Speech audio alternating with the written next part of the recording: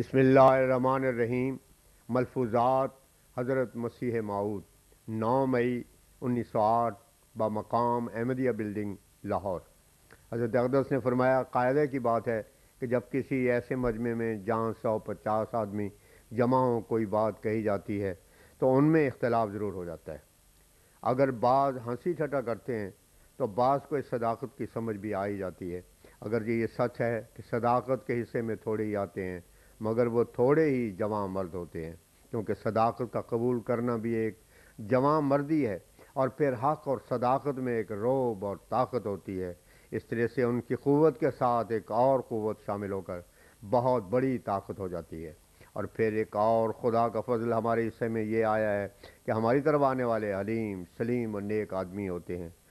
ان لوگوں کے گندے اشتہاروں اور ان کے خلاف تہذیب اور خارج از انسانیت تحریروں، تقریروں اور گالی گلوچ دیکھ کر تو ہمیں خوشی ہونا پڑتا ہے۔ ہمیں فائدہ ہی کیا ہوتا اگر یہ گندے لوگ ہم میں شامل ہوتے۔ خدا تعالیٰ نے ہمیں جو بتایا ہے، اور وہ خدا تعالیٰ کے کلام میں داخل ہے کہ میں خبیث سے طیب کو الگ کرنا چاہتا ہوں۔ اس تمیز اور تمہیز کے ذرائع بھی خود خدا نے ہی بنا دیے ہیں، ورنہ ممکن تھا کہ یہ لوگ موت کے بھی قائل ہو جاتے، یعنی حضرت عیسیٰ کی موت کے، اور اس طرح سے ان میں اور ہم میں کوئی اختلاف نہ رہ جاتا۔ مگر خدا جو خبیث اور طیب میں فرق کرنا چاہتا ہے، اس نے اپنی حکمت سے ان میں اور ہم میں کچھ ایسے اختلاف ڈال دیے کہ ان کو ہم سے بالکل الگ ہی کر دیا۔ یہ عجیب بات ہے کہ ان کے پاس کوئی قوی دلیل نہیں ہے، مگر پھر بھی غیظ و غضب میں بھر رہے ہیں۔ اگر کہیں قرآن شریف میں حضرت مسیح کی زندگی کا لفظ صریح طور سے اگر کہیں قرآن شریف میں حضرت مسیح کی زندگی کا لفظ صریح طور سے لکھا ہوتا یا حدیث صحیحہ سے حضرت مسیح کی زندگی ثابت ہوتی، جب تو ان کا حق بھی تھا کہ غیظ و غضب کرتے اور ہمیں جو دل چاہتا کہتے، مگر جب خود قرآن اور حدیث ہی ان لوگوں کو دھکے دے رہے ہیں تو پھر ان کا حق نہیں ہے کہ اس قدر جھوٹا جوش دکھاویں۔ اصل بات یہ ہے کہ اس پرفتن زمانے میں اللہ تعالیٰ نے یہ ارادہ کیا ہے کہ میل کچیل سے نکال کر ایک علیحدہ فرقہ بناوے اور دنیا کو دکھا دے کہ اسلام اس کو کہتے ہیں۔ حالات دو ہی قسم کے ماتحت ہوتے ہیں، عملی اور اعتقادی، مگر اس زمانے کے مسلمانوں نے ہر دو رنگ میں اسلام کو بدنام کیا ہے۔ اسلام ہر گن سے پاک اور ہر میدان میں غالب ہے، مگر ہم نہیں سمجھتے کہ ان لوگوں نے جو ہتھیار اختیار کیے ہیں ان سے کبھی اسلام غالب ہو سکے۔ اسلام ایک ایسا پاک اور کامل مذہب ہے کہ اس کے کسی اعتقاد پر اعتراض ہو ہی نہیں سکتا۔ معاد کے متعلق بعض لوگوں نے اعتراض کیا تھا کہ اگر دوزخ کا خلود اور حالت کفر میں مر جانے کی سزا بھی ابدالآباد اور لا انقطاع زمانے کے واسطے مانی جاوے تو اس طرح سے ایک ظلم لازم آتا ہے، اور یہ امر خدا تعالیٰ کے بے انتہا رحم کے برخلاف ہے۔ مگر اصل بات یہ ہے کہ دوزخ کی ابدیت جنت کی ابدیت اور خلود کی طرح لا انقطاع نہیں ہے، کیونکہ جن قوا سے انسان ارتکاب گناہ کرتا ہے آخر ان کا خالق بھی تو خود خدا ہی ہے۔ انسان وہ قوا اور وہ فطرت آخر گھر سے تو لایا نہیں، مانا کہ انسان فعل اور ترک کے فعل میں بعض اوقات دخل و تصرف رکھتا ہے اور خود بدی کرتا ہے، مگر چونکہ خالق فطرت خدا تھا اور اس نے خود فرمایا ہے کہ خلق الانسان ضعیفا النساء 29، لہذا اس کو اس کا فائدہ بھی دیا جانا چاہیے تھا۔ پس گناہ کی سزا ہوگی اور عذاب ہوگا، مگر یہ ابدیت وہ نہیں جس طرح خدائی ابدیت ہے۔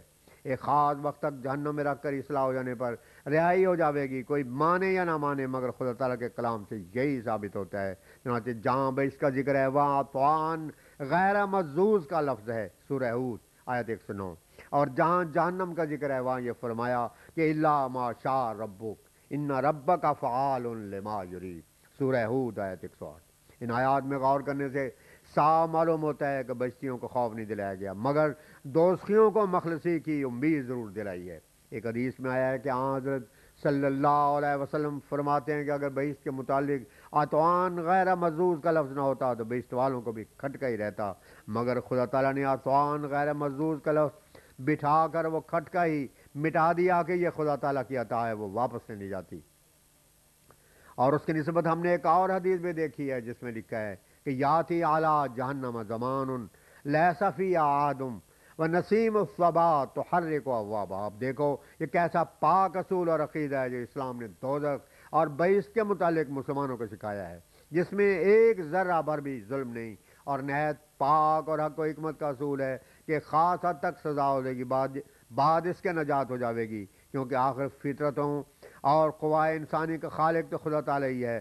کوئی فطرت سلیم اور کانشنس منظور ہی نہیں کر سکتی کہ کمزور ناتواں انسان کے گناہ کو ایسا عظیم الشان مانا جاوے جو کبھی بخشا ہی نہ جاوے۔ دوسرا معاملہ معراج کا ہے۔ بے شک ہم بھی مانتے ہیں کہ جسم کے ساتھ آپ گئے تھے، بیداری بھی تھی اور جسم بھی تھا، مگر وہ ایک اعلیٰ درجے کی کشفی حالت تھی۔ اس دلیل کے واسطے بخاری کو دیکھ لو کہ یہ سارا واقعہ لکھنے کے بعد لکھا ہوگا کہ ثم استيقظ، برائے اس کے کیا معنی؟ دیکھو حضرت عائشہ رضی اللہ عنہا، جن کو بہت عرصہ حضرت صلی اللہ علیہ وسلم کے ساتھ رہنے کا موقع ملا تھا اور جن کا علم بھی ایک بہت بڑا تھا، ان کی یہ روایت ہے استيقظ۔ یہ مراد نہیں کہ آپ نے خواب دیکھا تھا، بلکہ ایک قسم کی بیداری تھی اور اس میں بھی یہ شعور تھا کہ ہم آج جسم گئے تھے۔ یہ خدا تعالیٰ کا تصرف ہوتا ہے کہ غیبوبت حص نہیں ہوتی، اور یہ ایک نقطہ ہے کہ علم سے حاصل نہیں ہو سکتا، بلکہ تجربہ ہے سیاح اس کو حل کر سکتا ہے۔ فلسفہ اور طبی کا اس پر کوئی اعتراض نہیں ہو سکتا اور نہ ہی کوئی اعتراض کے قابل بات ہے، مگر بعض لوگ خود اسلام کو بگاڑتے اور قابل اعتراض بناتے ہیں۔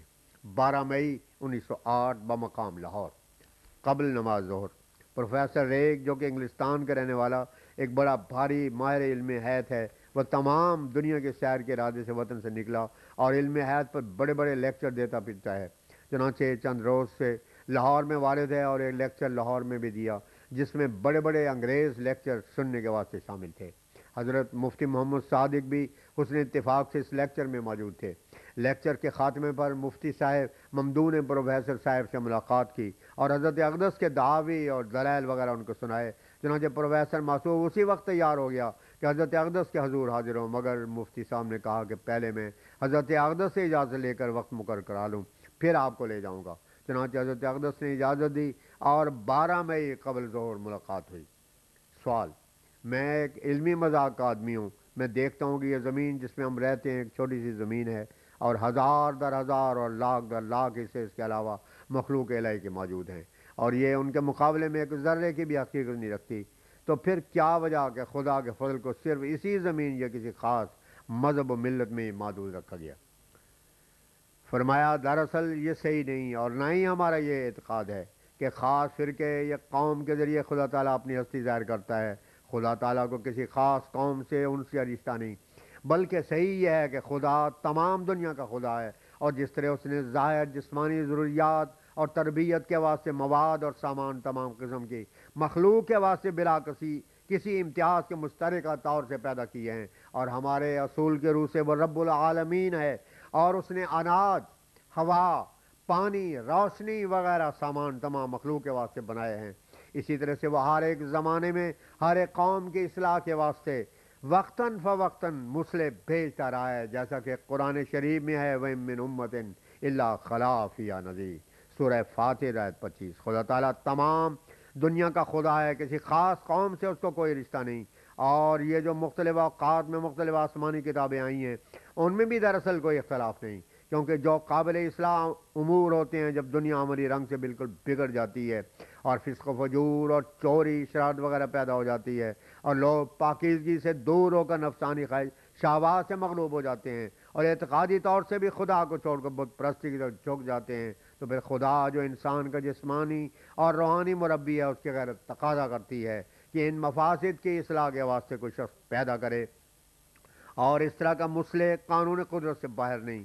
جس طرح ہمارے واسطے وہ اناج جو آدم یا اور گزشتہ انبیاء کے وقت میں پیدا ہوا تھا باعث زندگی نہیں ہو سکتا، اور وہ پانی جو پہلے لوگوں کے واسطے تھا ہماری پیاس نہیں مٹا سکتا، اسی طرح روحانی طور سے بھی ہمیں تازہ بتازہ روحانی غذا اور پانی کی ضرورت ہے۔ یہ عادت اللہ ہے کہ جس طرح سے وہ جسمانی سلسلے کی پرورش اور تربیت کرتا ہے اور گزشتہ پرورش کافی نہیں ہوتی، اسی طرح سے روحانی سلسلے کا حال ہے، اور روحانی جسمانی دونوں سلسلے پہلو بپہلو چلتے ہیں۔ اگر کوئی شخص خدا سے ہی منکر ہو تو اس بحث کا الگ ایک طریق ہے۔ خدا تعالیٰ کے قائل کو چاہیے کہ دونوں سلسلوں کو بالمقابل رکھ کر ایک نظر سے دیکھ کر فائدہ اٹھائے۔ جس نے جسمانی سلسلہ پیدا کیا ہے اسی نے روحانی سلسلہ بھی پیدا کیا ہے۔ جس طرح وہ جسمانی سلسلے کی تازہ بتازہ پرورش کرتا ہے، اسی طرح وہ روحانی سلسلے کے بھی تازہ بتازہ پرورش کرتا ہے۔ جس طرح جسمانی حالت ایک تازہ پانی کی محتاج ہے، اسی طرح روحانی حالت بھی تازہ آسمانی وحی کی محتاج ہے۔ جس طرح جسم بغیر پرورش کے مر جاتا ہے، اس طرح روح بھی بغیر پرورش کے مردہ ہو جاتی ہے۔